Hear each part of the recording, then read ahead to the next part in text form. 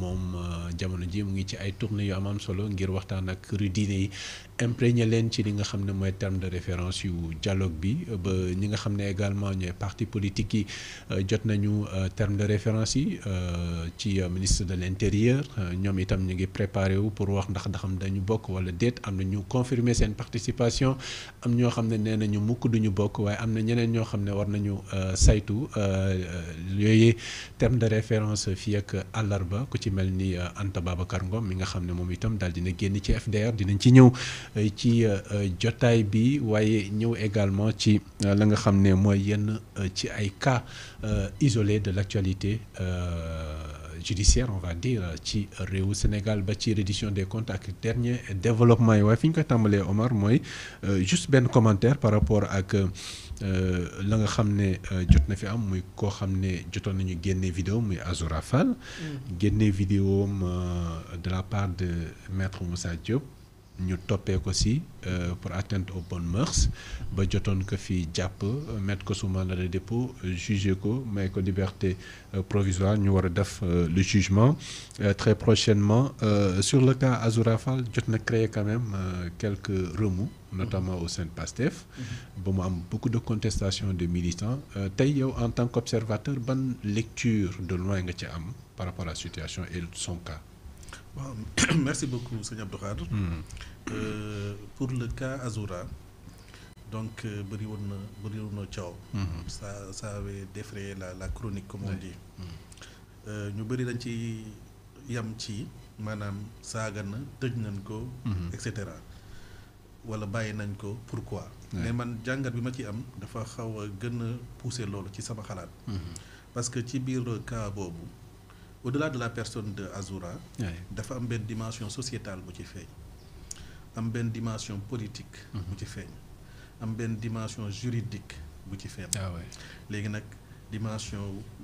santé publique donc di ci feeñ mooy pour ne pas dire santé mentale donc boo jëlee ci dimension sociétale bi xam nga ñun dafa mel ni dañ doon def la promotion de la vulgarité et de la médiocrité par les médias su ma leen ko sañee wax. oui dafa am média yoo xamante loolu moo am d'ailleurs. dafa am média yoo xamante ni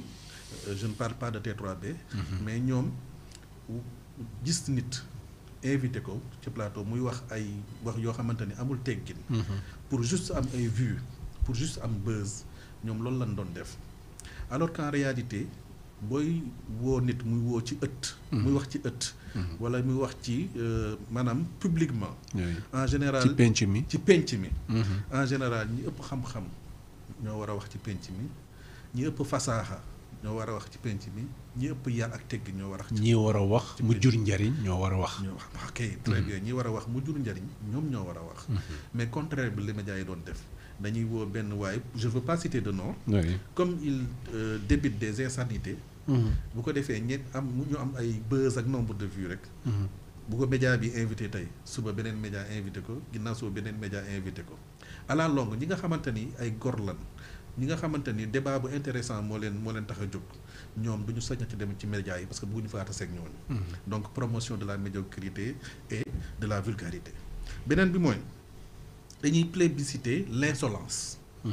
par la population à travers l'abonnement sur les comptes des insulteurs publics. da ngay gis nit koo xamante ni dafay def live am. de minuit à 6 heures du matin live bi ci lan lay concerné. mooy yàq deru nit. bu ñu suturé doomu aadama. taf ay photom di ko wax ay lu bon yaa def lu bon yi yaa def ni tey sëñ Abdoulaye daan wax ni. boo joxoñee benn baaraam. boo da nga seetluwul rek benn baaraam moo jëm ci gi nga joxoñ waaye ñetti baaraam ci yow la jëm. donc li ngay joxoñ nit ba di ko waxal ci lu bon. boo defoon tekk rek dugg ci roqumaay kan di nga xam ne lu ko ëpp mu ngi ci yow. moo tax Serigne Touba daan tere loolu taalibe yi naan leen bu sa làmmiñ bee bëggay tudd. defoo jàmbur ne ko bu ko tudd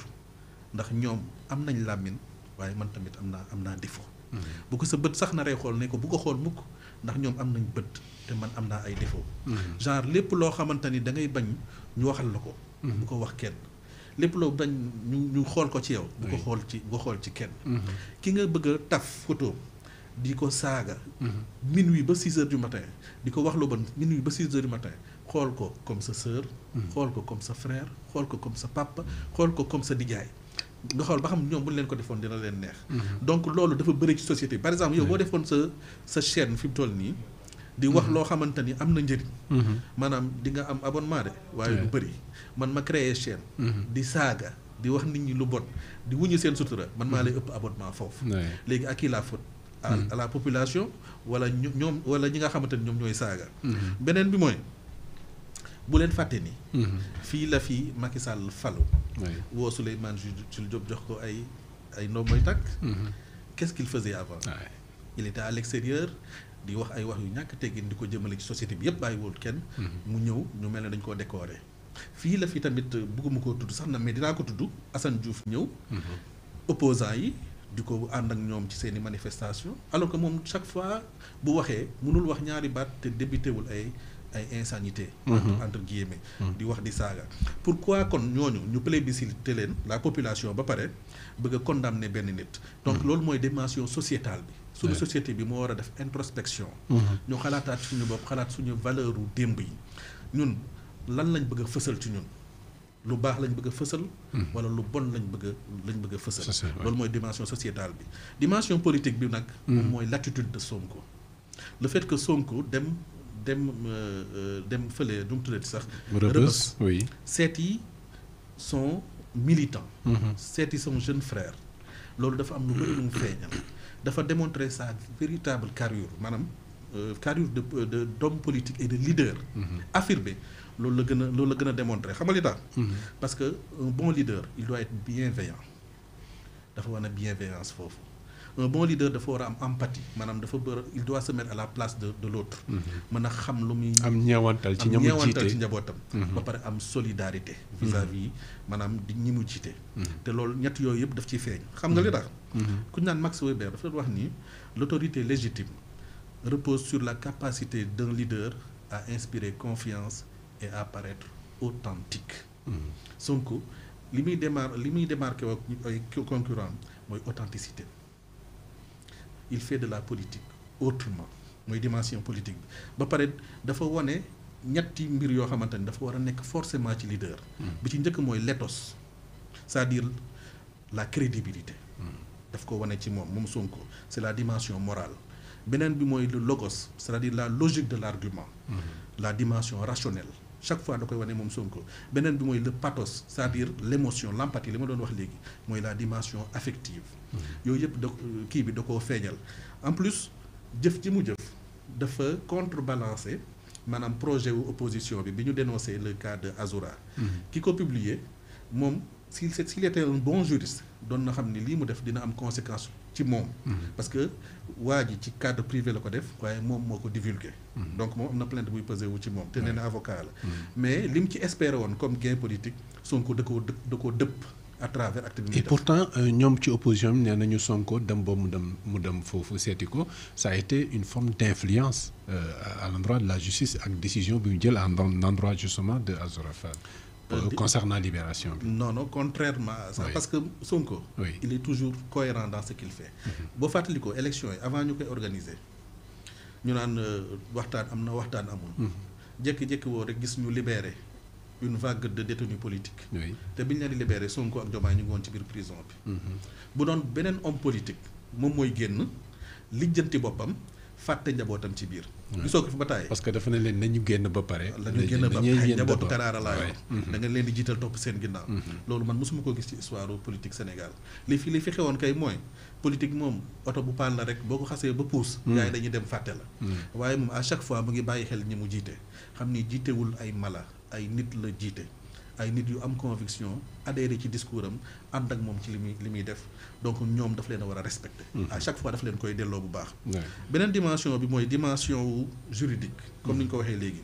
mooy l'indépendance de la justice daf ci feeñ ci affaire bi. ci naka la preuve bi ñu ñëwee bàyyiwuñu Azora ak Kairé. dañoo bàyyi Azora liberté provisoire pour raison de santé daal di téye Kairé. ba jour àtte bi ñu àtte leen. bu dul woon nag indépendance de la justice ñoom kenn du leen woo Sénégal lañ dëkk yu bëri xaw na fi. bu doon beneen régime. kenn du woo mukk sa militant. dégg nga am na ay insulteurs yi fi nekkoon Californie jóge nañ ko France indi ko fii et cetera ñoom ñëpp justice dafa mel ni amul woon ci réew mi fi mu toll nii nag justice dafa tëddee njaaxaan naay te Sonko à travers le geste qu'il a fait dafa leen wan ni leen man awma benn dogal ci justice au contraire man certes man maay digal le ministre de la justice ministre de la justice mooy digal le procureur général di digal le procureur et cetera waaye fa laa yam juge yi nag li ñuy décider seen conscience rek moo leen koy dicté ak loi bi man aw fa laa yam donc xam leen fi ngeen di teg seen i tànk te boo leen ma bëggee dimbali c'est le message boo leen ma bëggee dimbali am leen ay teggin yéen samay militants yaru leen te boo leen di communiquer leen sur les réalisations du projet loolu la leen bëggoon wax la dimension santé mentale foofu tamit suñu société bi sëriñ bi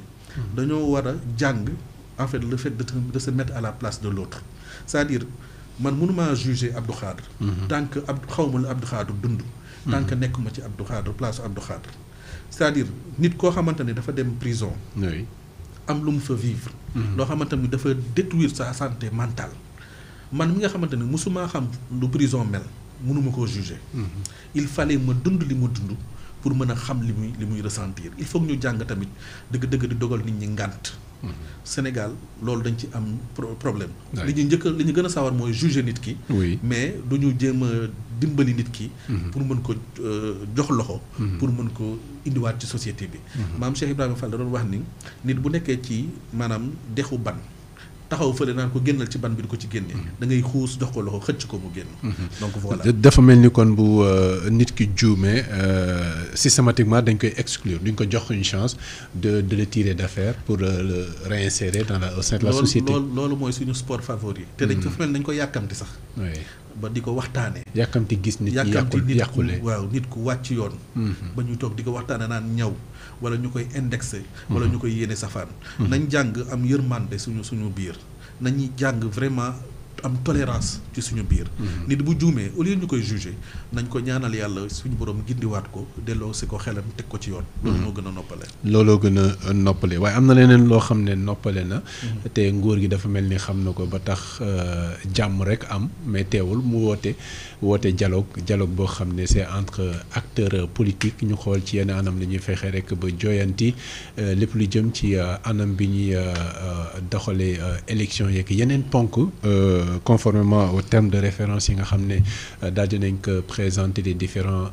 potentiels participants am na ñu ko nangu am ñu ko nanguwul am ñoo xam ne ñu ngi koy saytu comme ni mu ko waxee tout à l'heure pendant ce temps le facilitateur docteur Cheikh Gueye mu ngi def le tour des